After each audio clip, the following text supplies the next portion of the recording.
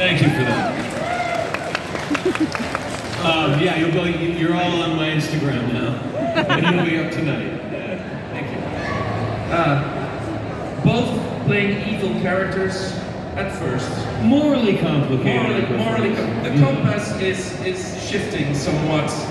I couldn't understand that both of your characters were not planned to be fixed characters that were mainstays in the series, but just intended to be there just occasionally, and then all the fans were like, "No, we want more Anya! We want more of Spike!"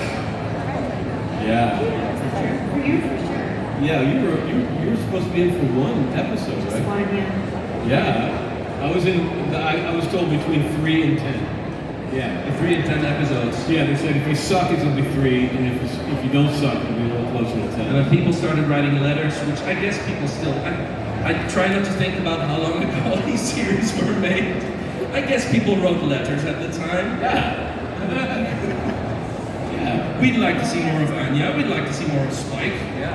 Sincerely, give it to us, fan. Something along those lines. Yeah. We also learned our lines, so that was important. Yeah. Oh, that helps. Yeah. It's easy to work with. Don't cause a lot of trouble. Well, they're here in a huge number of people, and they all have questions, or many of them have. See, this person always has good questions. I'll get to you eventually. I'm going to jump among them, and then I'll be like making my way, and they'll lift their hands up. Can you crowd surf? Can you just jump? No. I've never done that before. Oh, you gotta do it one time. Do I? Wow. Should I? No, don't do it in Amsterdam. Seas will part. I'm in a band and we played Amsterdam, and we were warned, do not stage dive in Amsterdam. They don't catch you. They're too cool for that. And our lead guitarist, he stage dove anyway, and you guys parted like the Red Sea. And he just went straight down into the concrete. The rest of the band was like, yeah, we warn you. Not here. It's a bass player's band anyway. So let's see if I can, I'll start here. Ooh, looking good. Thank you. Jump! Yay, we made it.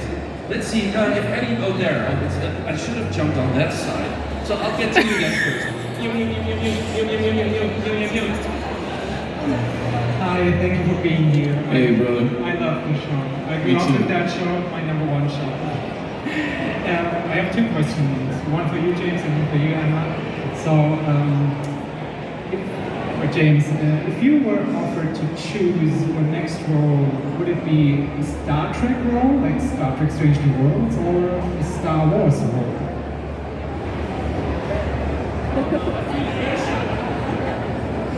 I would choose Star Trek. Because I've been in Star Wars. I was only in one episode of Clone Wars, with the animated, so I wasn't filmed, but I am in that universe. But I'm a fanboy, and I started my journey as a fanboy, as a Star Trek fan. I used to come to conventions dressed as Spock. They wrote the role for Picard's clone in the last, I don't remember the name of it. Nemesis. So that role was written for me. And they had me come in and screen test with Patrick Stewart, but I was fanboying so hard that I blew the audition.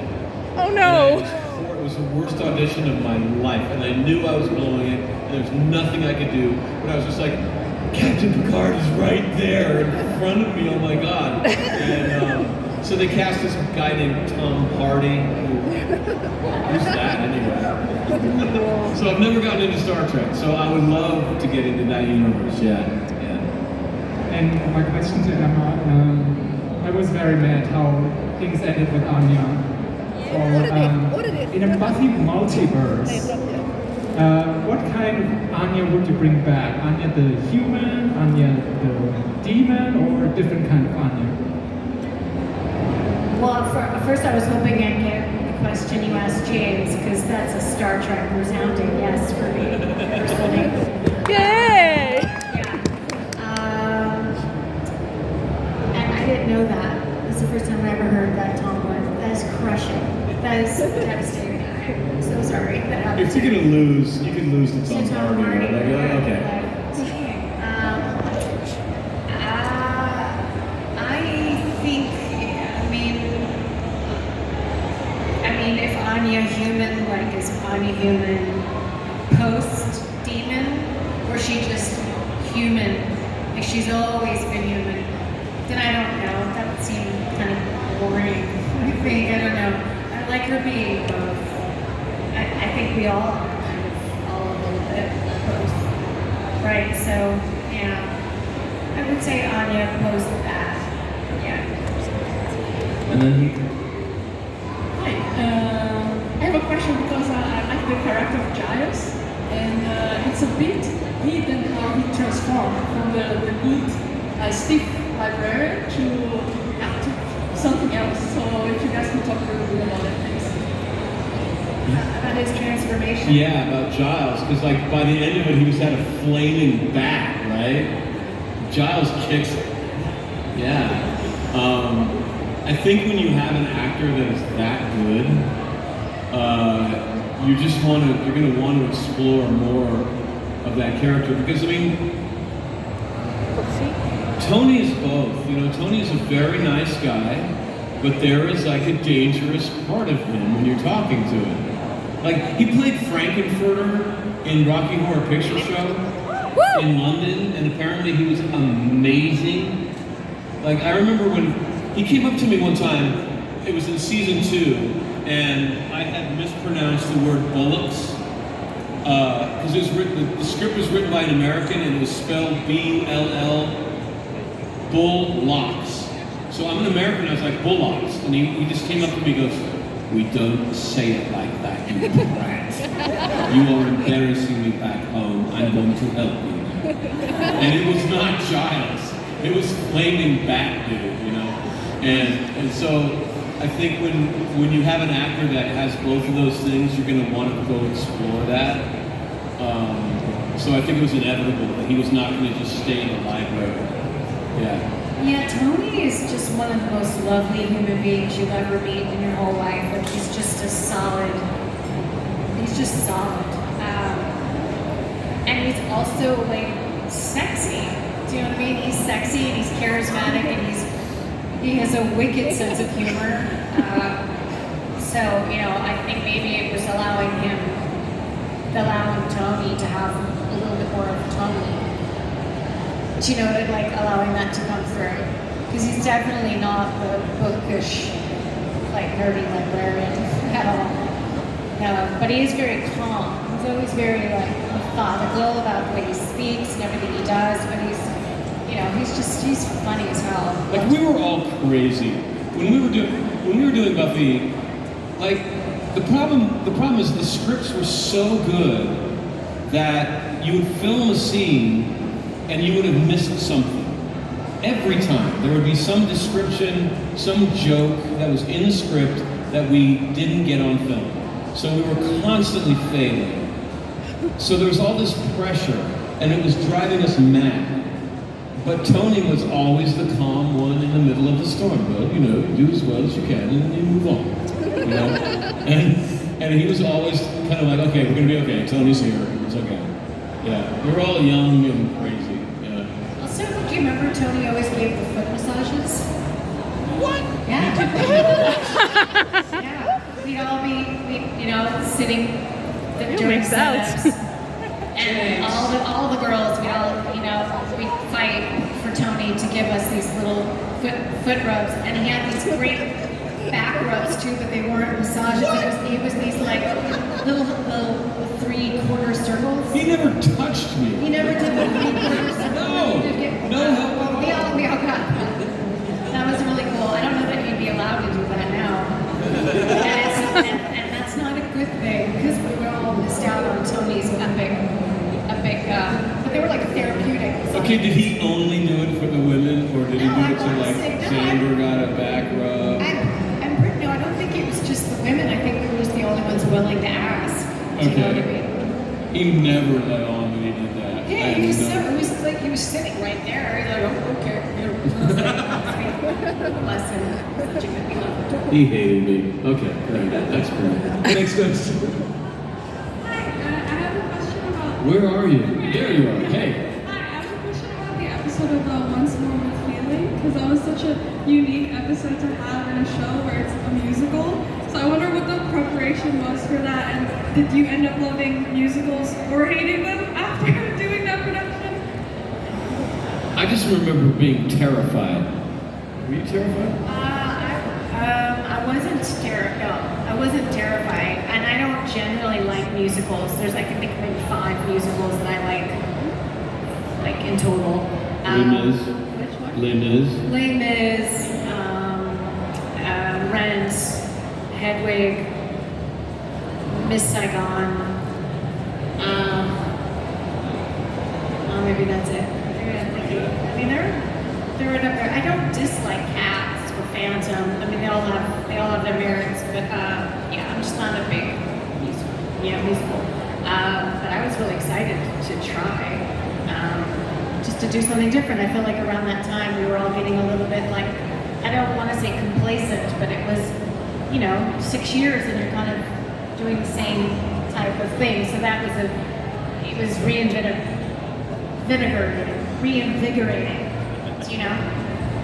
I remember thinking that the show was being flushed down the toilet. I thought that the producers had gone insane. I was like, we have a perfectly good show here, and you are going to make fools out of all of us, and it's over. We're gonna get canceled. This is gonna come out, and the show is gonna be canceled, and all of our careers are gonna be ruined, and that's it. I had no faith at all. You were like wrong. a lot of I was comfortable singing, So wrong. and Tony was comfortable singing. I guess you were comfortable too, but a lot of the cast were like, guys, I don't sing. Like, don't make me do something in front of millions of people that I'm not good at. It's not fair. And I think that's actually a pretty good argument, And I didn't like the music. Okay, because this is the thing. This is I'm a punk rocker. Okay, so this is a musical. This is not the Dead Kennedys, so I'm not going to listen. And B, Joss Whedon gave us all a cassette of him singing the songs. He sucks as a singer. He's a great writer, but as a singer, And so it's just him plunking on a piano singing these Broadway tunes. And I just remember taking the cassette out. It was lunch, and I go out and I got the cassette in my hand. I open the door, and the rest of the cast are opening their door, and they have the cassette on, and they're like, "What is this? What is going on?" And they're like, "This is the next episode." We're like, "You are crazy! You are crazy!"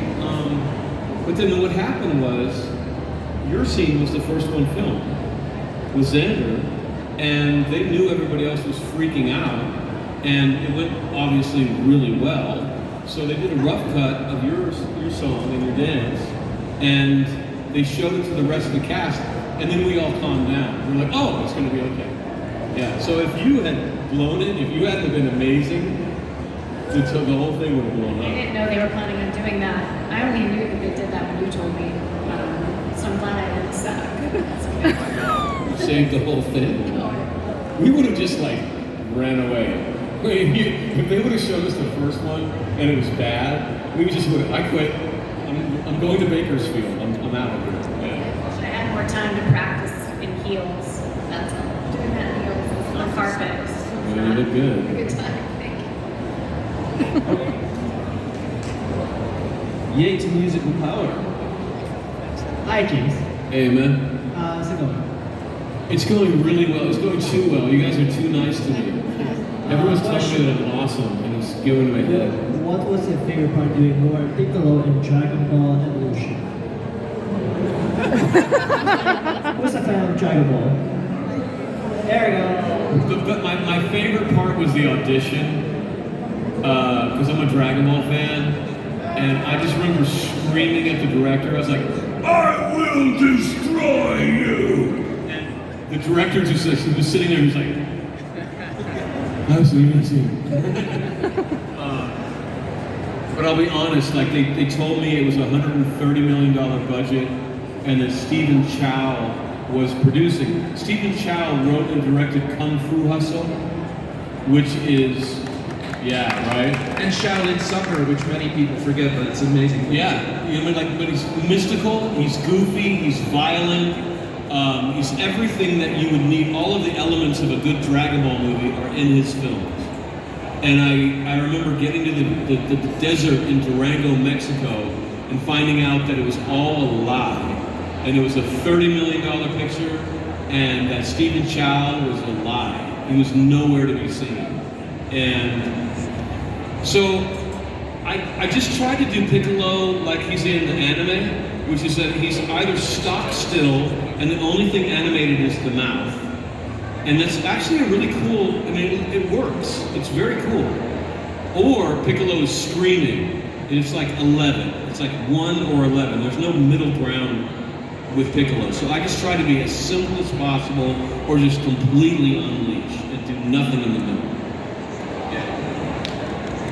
I was also Zamasu in Dragon Ball Super, so I got redeemed. Hi. Hello. This question is for both James and Emma. I've been thinking about how the best TV show openings are more than just catchy songs, but they really set the tone for the story and capture the main character's vibe. So my question is, if your characters got their own spin-offs, what kind of opening theme do you think they would have in terms of vibes and everything? Or maybe you have a particular song in mind.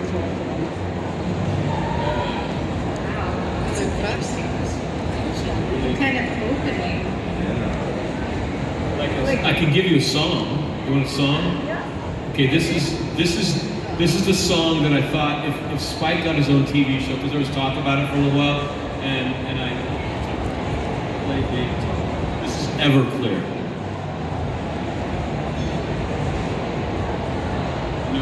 No? This is not Everclear.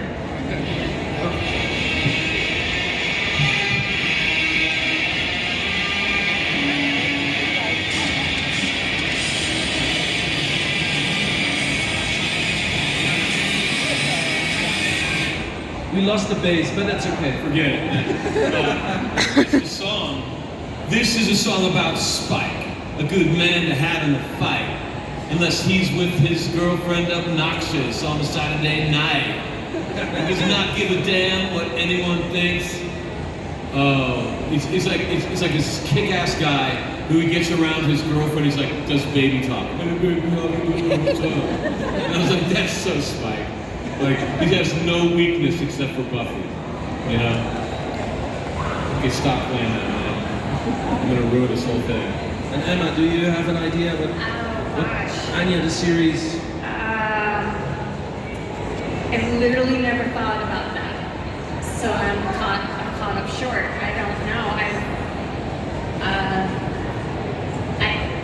I want to say she'd have something that you wouldn't expect, like a Miles Davis jazz. Something jazzy. Something jazzy, something kind of like, you know, sassy, kind of, yeah. Or maybe that's not it. Or maybe she's just, you know, it's full on. I'm a bitch. I'm a lover. I'm a that whatever that song was from the 90s.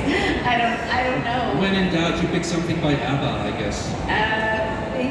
Yeah. Or Taylor Swift. Or Taylor Swift. Yeah, something like that. Make her, yeah. To give her a bit of exposure. Hi. So I love all your work. I've been following you, everything you've done. But lately, thank you.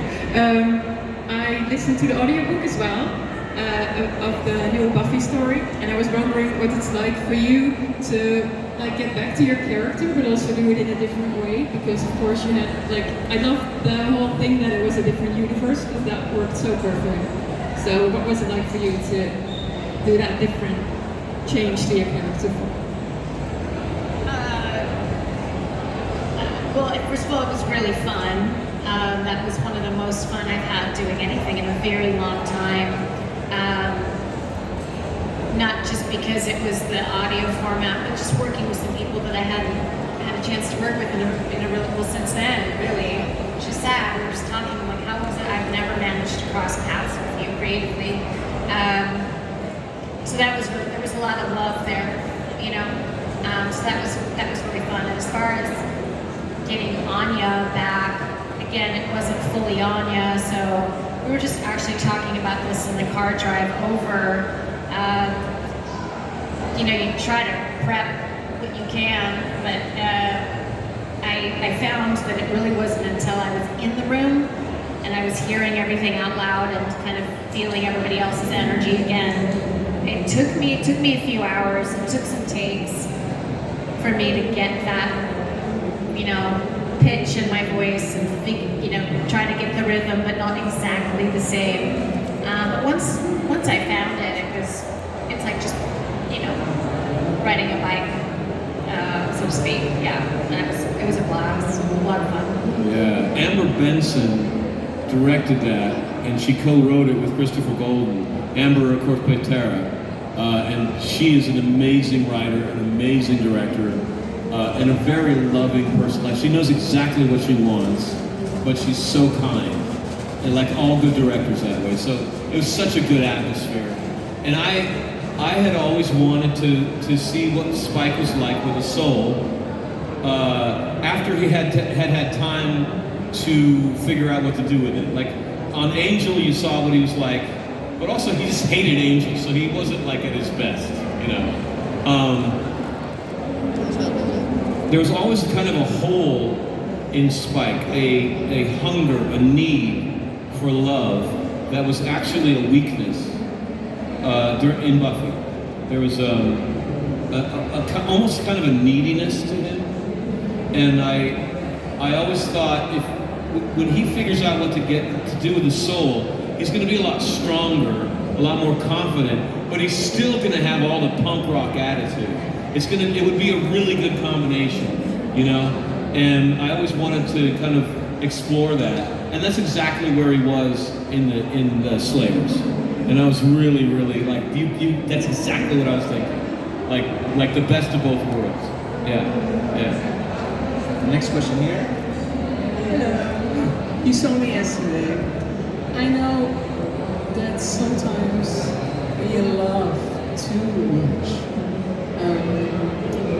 You can get lost. You can get really lost, just like Spike. And I've lost a lot in the last couple of years. I lost my brother. I almost lost my mother to suicide. I almost lost my father to COVID. All happened in just 3 years' time. I was freaking out yesterday. That's what you saw. And I want to say sorry for freaking you out. That was not my intention. I got this little thing today that says unity. And it's bubble tea. I get messages in some kind of way, in a weird way. But what is real and what is not real? To be or not to be? What does Hamlet mean to you? Actually, Hamlet is very similar to Buffy. It was the favorite play of a lot of the writers. And Hamlet is about a young person who is old enough to realize that the world is very messed up and painful. And Hamlet's 18 when he realizes that. And the question is, like, when you realize that, what do? You give up? Do you give up on the world? Do you give up on yourself? And both the play Hamlet and Buffy is saying, don't give up. Hamlet has to make the decision, do I end it all now? Or do I, as he says, take arms against the sea of troubles and by opposing end them? Which is exactly what Buffy does every week. She takes arms against the sea of troubles. She takes a mistake and she gets out there and she tries to help people. So my problem with Hamlet was always that it was that theme, but it was for adults. Like Shakespeare was writing for people who were 35 years old and had already gone through this Rubicon. this time in life when you're a teenager and you have to make the decision of whether I'm going to give up or not. But Buffy took the same theme and it spoke directly to young people. And I thought that that was the genius of the show. And I have one final question right here in front. Hi, Ivy. You guys talked about Giles. I just want to say, Giles played an episode, and he was 60 years old, and he was like a bad boy. So I just want to say that episode that I liked very much. And also another question, Emma. What is the trauma behind the body? I saw the episode since the 90s, over and over again. I couldn't find why she's traumatized about bodies. Maybe you have the answer. Well, I don't know what he was thinking, Drew, God bless him. He's gone on to do amazing things. I don't know if we all follow Drew. We can all thank him for that. I think that it was supposed to just be like a joke, but it just grew like a life of its own. And I wish I had been a better actor to actually ask myself that same question, because I never did ask what her trauma was with that. I should have asked. They kind of touched on it a little bit. I think season 7 or 6. I don't know. But even then, they didn't really. She loved them, and then she no longer loved them. Because bunnies. I don't know, but they were her best friend. She was like, she raised them, and then obviously, I don't know, maybe Olaf had an affair with one of their. Sorry, bunnies are jerks. They're fine. They really are.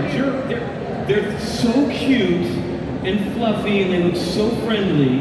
And then when you go to pet a bunny, they'll bite you. They're jerks. They lure you in, and then they betray you. What? A lot of animals do that. Yeah, but bunnies enjoy it. I wish I had a good answer for you. Honestly, I half joked when I said Olaf and the bunny hooked up, but maybe that's something. Maybe Olaf decided the bunny was hotter than her forever. I don't know. A mystery for the ages. It is. It's a great mystery. I almost think it's better never to solve why Anya hated them so much. Well, it also came in the musical. She talked about something about bunnies. I was like, what's the thing about the bunnies? Yeah, she's fixated on that. Yeah. It's so weird because I got it right away, because when I was a kid, I got lured in by a bunny. How many people got bit by a bunny? Okay, think right. So you guys know. They're jerks. Like, of course. It should have been Spike's problem. Yeah. Hate the bunny. Maybe there's a song about the bunny out there somewhere that can be used for the Anya solo. Oh, I have it. Okay, as someone who dropped out of college, that's me, stay in school, okay? I was a psych major, that was what I wanted to do. And I would say bunnies maybe represent a deep-seated hatred in Anya's overt sexuality. Maybe she sees bunnies being too sexual, and she judges her behavior against that of the rabbit. Projection. Yeah. Revelations for us all. Revelations. And that's it for now for the questions. You'll be here the rest of the day. Yeah, time flies and stuff. What's man? Time flies like an arrow, fruit flies like a banana. In the words of Groucho Marx. Guys, thank you.